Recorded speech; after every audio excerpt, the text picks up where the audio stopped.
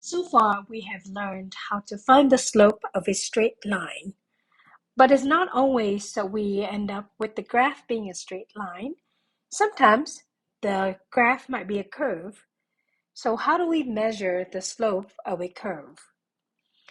We're going to use something called the secant line. A secant line is a line drawn through 2 points on a curve.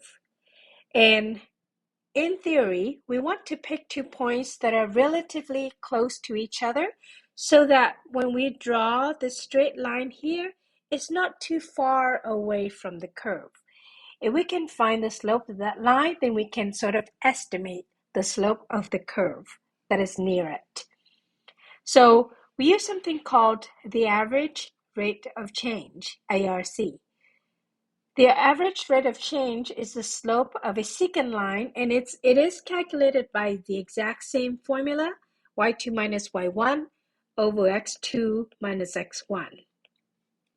Now, y2 or y sub 2 is the same as f of x of 2, which means if we know the function of the curve, then we can calculate the value of the function at x of 2, and that will give us the y coordinate for the point. And similarly, y sub 1 is the same as f of x of 1, the function f evaluated at x is equal to x of 1. And then the denominator will keep the same. So let's look at example 6. Determine the average rate of change of f of x is equal to x squared minus 1. Now this is going to be a parabola. We can calculate the slope of the curve within a small interval, let's say between -2 to 0. So look at the graph that we just have.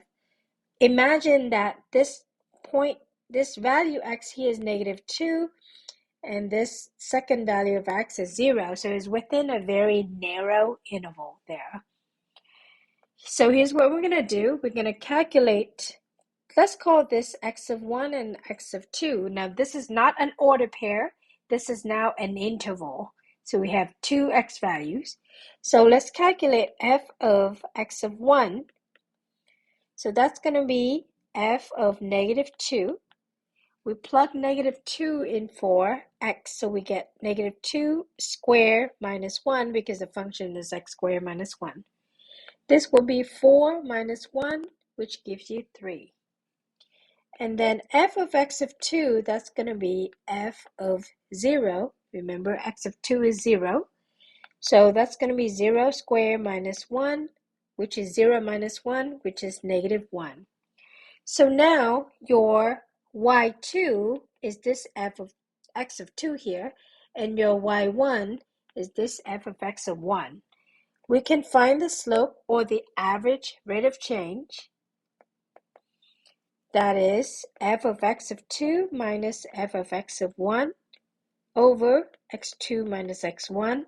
So we're looking at -1, that's f of x of 2, minus 3 over x2 minus x1. x2 is 0, minus x1 is -2, obtained from the interval here. So that's going to be -4 over 0 minus 2. 0 minus a -2, that's going to be a +2. So the final answer is -2.